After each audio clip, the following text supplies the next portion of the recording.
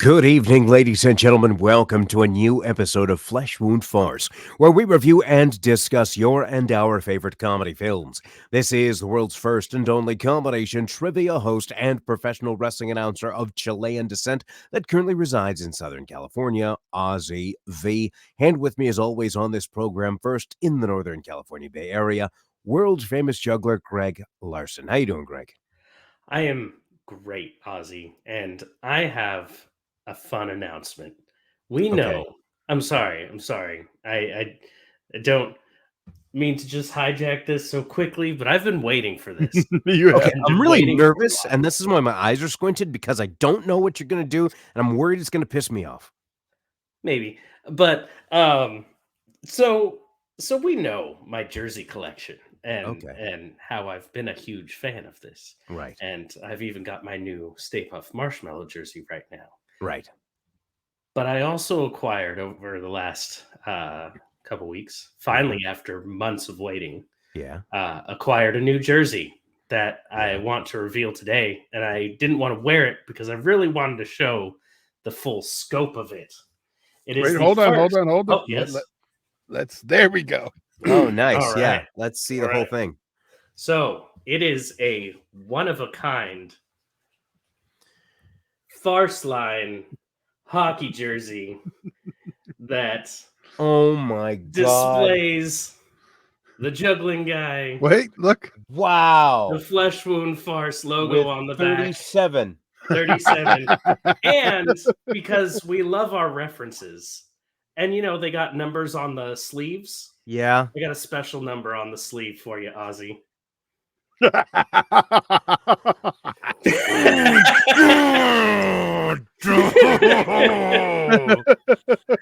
Oh, I've been waiting so long to finally show this thing off. Freaking asterisks. How are you doing, Ozzy? That is awesome. All right, so for those that aren't aware of the inside joke where the asterisk comes into play, I was a back-to-back fantasy football champion in my league. Now, Greg decided it would be funny because the last championship I won, it had involved the Buffalo Bills and the Cincinnati Bengals in the game where the player had almost passed away. So we did a redraft and we did up the game again over the playoffs, and I ended up winning that.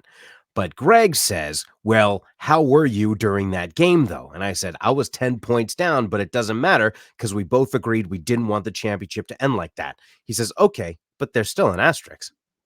So you're the champion with an asterisk. It's asterisk because it didn't happen the regular championship week now, did it? So that's where the asterisk comes in, and now it's forever etched in history via a hockey jersey. Yes. How you doing? Back now. Fleshroom producer Todd. Fleshroom producer Todd also with us. How are you? I am great. Yeah, you're great. Better than chilling because you saw that asterisk on that jersey. That's why. It's not the other place I saw that asterisk. Okay, moving on now. Ladies and gentlemen, this week we are reviewing and discussing Tommy Boy, which was released on March 31st, 1995, rated PG-13 with a runtime of 97 minutes. Todd, do you have a trailer available? And if you do, please roll it. Or I guess maybe. Oh, okay, here we are. It's not instant, sir. I just wasn't sure.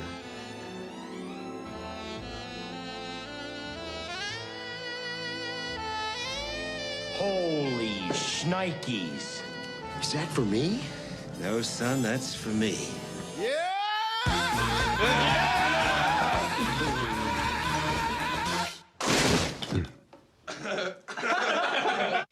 You know, a lot of people go to college for 7 years. I know. They're called doctors. There's always has been, always will be, a family firm. Oh, son of a... Someday my son will run it. Luke, I am your father. Aw, I've interrupted happy time.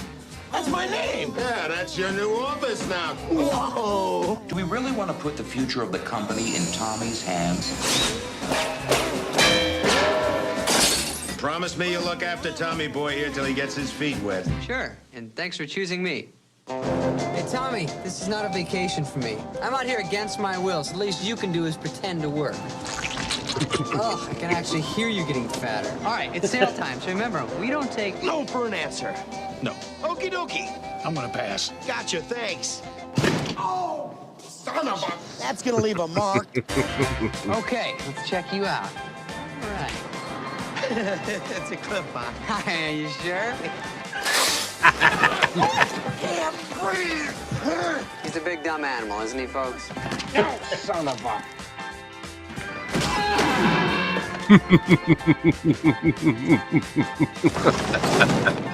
What'd you do?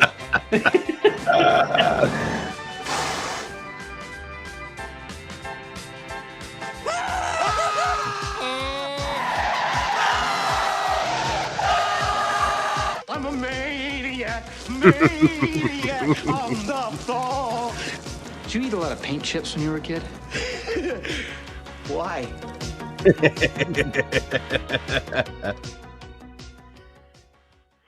All right, so that was the trailer for Tommy Boy, again released on March 31st, 1995, with a rating of PG-13 and a runtime of 97 minutes. Written by Bonnie and Terry Turner with Fred Wolf and directed by Peter Segal, starring Chris Farley, David Spade, Brian Dennehy, Bo Derek, Rob Lowe as pretty much the primary cast. Initial thoughts on this one. I was not familiar with Chris Farley at all, and my sister at this time had seen this movie in the theaters with her boyfriend, and she came back the next day and she says, "You need to see this movie." And I was 10 years old at the time, and it's like, well, I don't know. The only person who was taking me to movies at the time was my dad, and I knew that wasn't going to happen.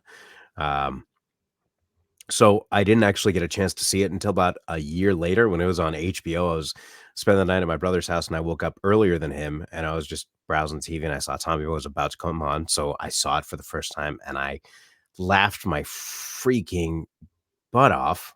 But I did find it an interesting one to revisit that I'll go into more detail into a little bit later. Greg? Yeah,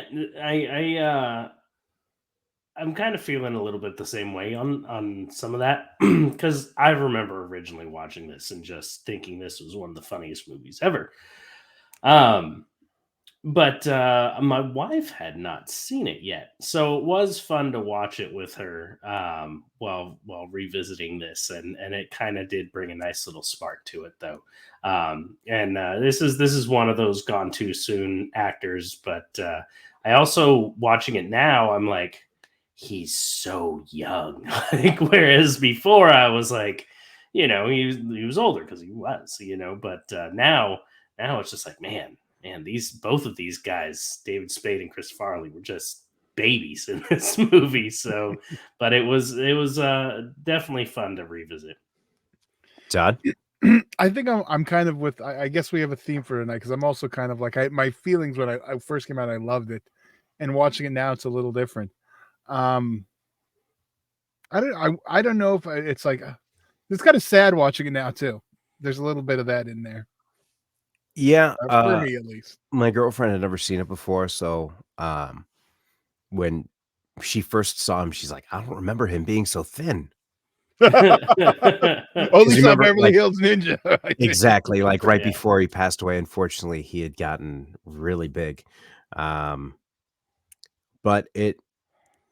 I guess when I was I don't know if here's the tough part is that I remember what parts made me laugh the most when I was 10 years old. Mm-hmm. And then I remember, or just watching them now, it's like, they're not hitting me as hard as they did, which is Yeah. strange. But then there is another moment that I laughed even harder at. And I think it might potentially have to do with previous experience. Not that, well, I'll just go into these favorite moments right now, but not that I've had experience in doing so, but the idea of a guy at his size changing in an airplane bathroom was such like a great like almost like a Three Stooges kind of moment, Right. like where everything wrong was just happening, and then how it ends. How that scene ends. It ends, but I I laughed harder during that scene than at any other point in the movie, and it's almost like because like I was relating to him. Now, mind you, so when I had first seen this, like I said, I was really young, and now Mhm. I'm a lot older, kind of bigger, and I'm like, huh, that'd be pretty funny. I could see some of that like happening to me or whatever, like getting hit in the head a lot of times or something like that. But yeah, that was definitely the one that cracked me up the most for sure. When my wife was watching that scene when certain things went in the toilet, she was like, "Nope, that's where I draw the line. This is." But my favorite moment wasn't necessarily the part that made me laugh the most, but it was just a moment that I think I related to a little bit. There's the whole deer scene where the deer comes back to life and destroys the car, and at the end of it, Chris Farley's just like, that was awesome. Like, I feel like in situations in life where things go crazy, if it was like nuts, even if it was disastrous, I kind of think that would be my reaction in a lot of things because it's like you can't do anything about it. So you might as well appreciate the craziness of it. You know what I mean? So it's just like, yeah, that's the way to go about life. One thing I didn't mention earlier, like it's the middle portion. It's just the road trip portion. That's like for me the best. The Mhm. opening and closing drags quite a bit now as an adult, but that Mhm. that the road trip. But then I start thinking, I'm like, this is really just planes, trains, and automobiles. That if Kind of. so, which is a better film, and like I can't say anything negative about this. This has flaws, but favorite moments. Oh, God, there's a few. There's a couple lines that like caught me before that I didn't notice, but I gotta go when David Spade gets caught at the window watching someone. Just like the jokes that come off of that, the little, you know. Right. Yeah, So yeah, I got you. yeah, So let's do this. I mean, for fun. So when I first saw this, the parts that made me laugh until I was crying was first when he had to get out of the car to pee during the road trip scenes, and then Mhm, mhm. Richard pulls away with the car and he's got to sidestep to catch up to the. you're right. I Right. lost my crap when I was a kid, right? The 11-year sec- old. Can I guess one of them? For 11-year-old Ozzy, is fat guy in a little coat one of them? no, although I Okay. did love that moment. The other moment was when Richard had just told him that they went over the 500,000 orders mark at the Uh, hotel, and he's got the hotel sheet around him. "Oh, Richard, I'm so happy. Hold me."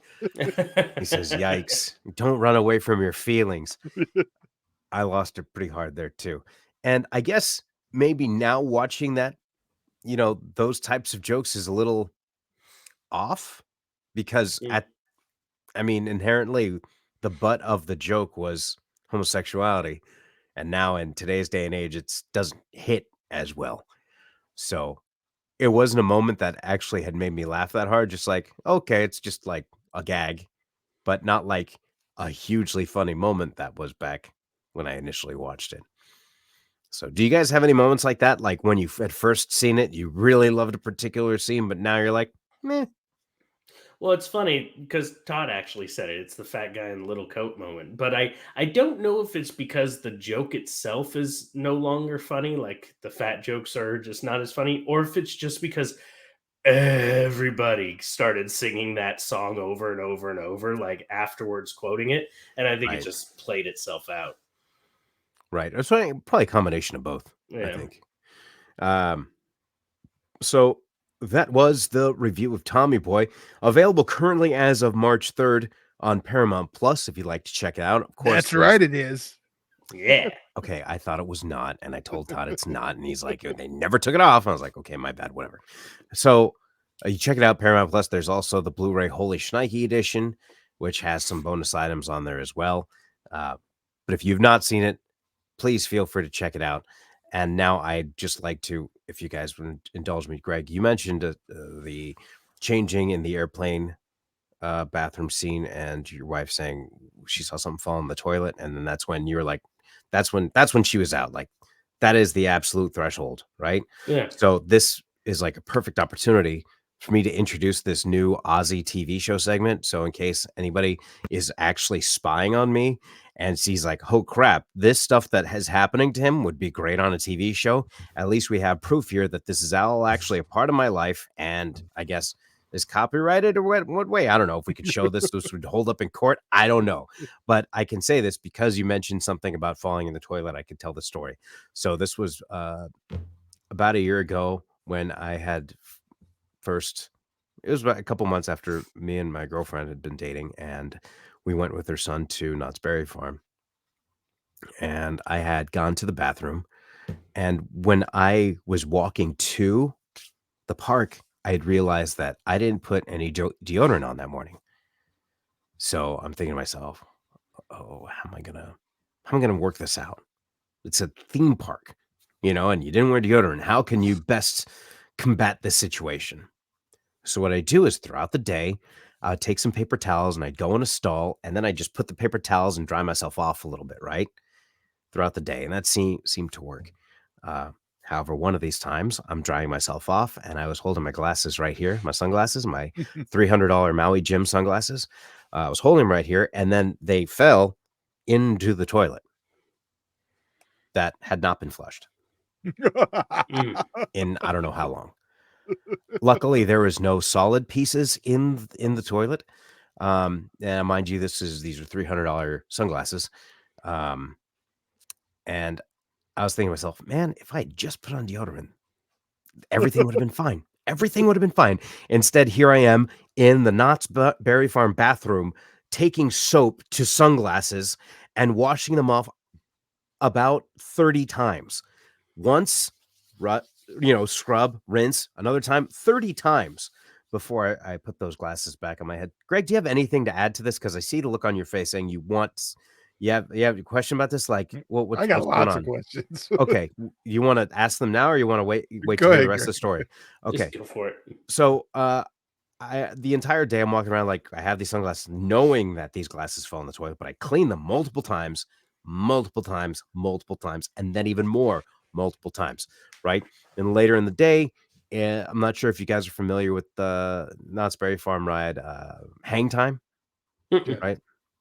So, well, anyway, just where like there's a vertical climb and then a vertical like drop that's like almost like feels 90 degrees, right?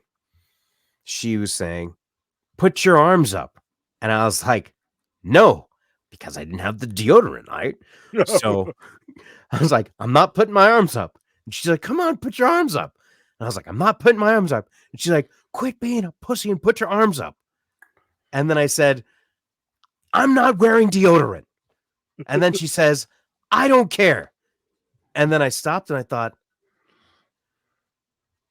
I went to the bathroom multiple times to dry off my armpits because I didn't want it to be known that I wasn't wearing deodorant. And then now at the end of the day, she says, I don't care. My sunglasses were in the toilet for this and had I known it didn't matter, my sunglasses would have never fallen in the toilet. Greg, what? Okay, I'll field questions at this time. Well, do you feel like once she said she didn't care that your face went flush? God damn it, Greg. I'm sorry for your crappy situation, Ozzy. All my questions are useless now. Can't live up to that. Can't live up to that. Cannot. Okay. All right. Okay. So, Todd, if you don't have any follow-up, Greg, you don't have any follow-up. Yeah. That concludes Ozzy's TV show segment for this week. Next week, we'll have some more things, and it's just never going to end because that's what happens in my life. Can I give you a producer's note? You are the producer, Todd, for a reason. We probably should have rated it before Ozzy's TV time. Rated the movie? Format-wise. Okay. So now that you've heard the story, what rating would you give that? The story was- or the movie? It was like it was a 20 Ozzy minute doesn't movie. care about Tommy Boy. He just cares We about didn't his rate Tommy story. Boy yet, Ozzy. Oh shoot, you're right. That's what I'm saying. Okay, fair point. I will say, a week ago at trivia, But we I was can going rate through the Ozzy's intermission. story Where too. we were going over the intermission answers and intermission questions, and I said what the actors' names were in the year, but I didn't say what the film title was as the answer, and I just jumped into round number 4. And then one guy was like, "What was the answer for number 10?" I was like, "Did I not say that?" And everybody's like, "Nope." And I was like, "Well, I apologize for my mini stroke. The answer to number 10 was my whatever it was."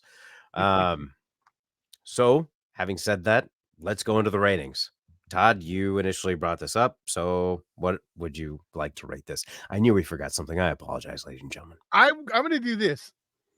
When I first saw it, I probably put it about a 4.5. Today, I'm about a 3. It's still above average. I still had some laughs. That middle portion really kills it.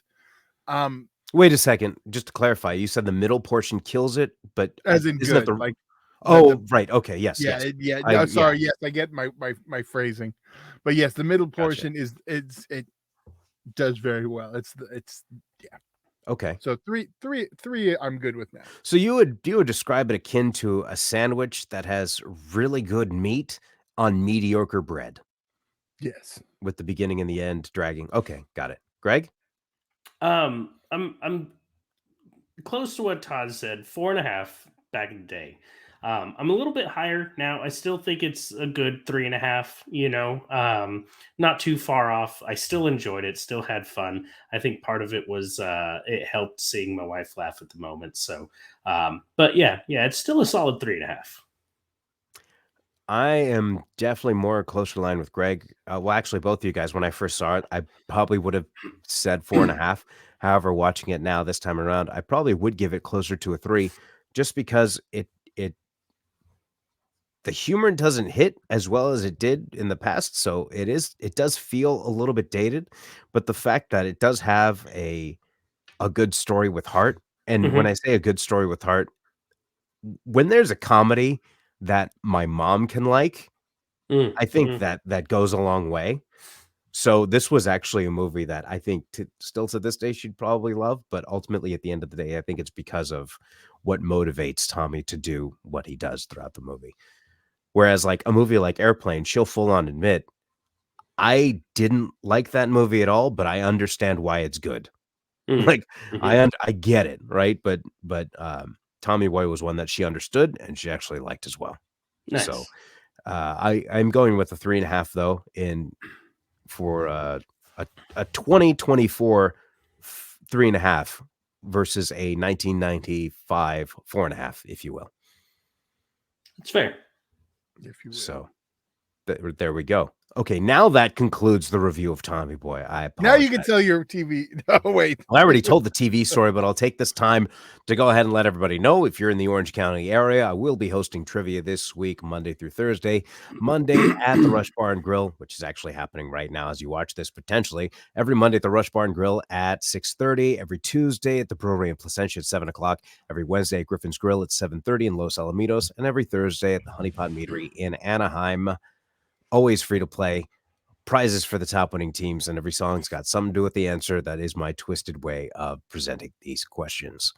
All right, so before we head out for the evening, you guys have anything else you'd like to share? Greg, sorry, go ahead. I was Todd, going go to say, if you like Greg's jersey, you can get the shirt, the image on his shirt right now in our Teespring store. That's actually what I was going to bring up. So, well, I have. My bad. Perfect. No. That's what I was going to show up the shirt you're wearing. You could also pick up the original UEW logo shirt. That's right. In Flesh Wound Features. So thank you for wearing that tonight, Ozzy. Yes, of course. I would more than happy to be representing this shirt, as I still to this day, I haven't been kicked off this pedestal of being the voice of the underground, your voice of the underground. I don't care what anybody says. That's the way it is. And whoever can be upset about it, I don't really care.